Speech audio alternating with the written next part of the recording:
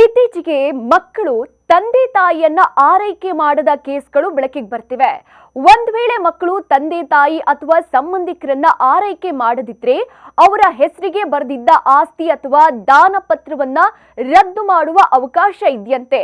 ಹೌದು, ಕೇಂದ್ರ ಸರ್ಕಾರ 2007ರಲ್ಲೇ ಪೋಷಕರು ಮತ್ತು ಹಿರಿಯ ನಾಗರಿಕರ ನಿರ್ವಹಣೆ ಮತ್ತು ಕಲ್ಯಾಣ ಕಾಯ್ದೆಯನ್ನ ಜಾರಿಗೆ ತಂದಿದೆ.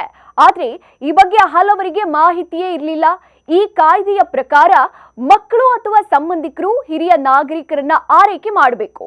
ಔಷಧಿ ಸೇರಿದಂತೆ ಅವರ ಮಾನಸಿಕ ಖರ್ಚಿಗೆ ಹಣ ನೀಡಬೇಕು.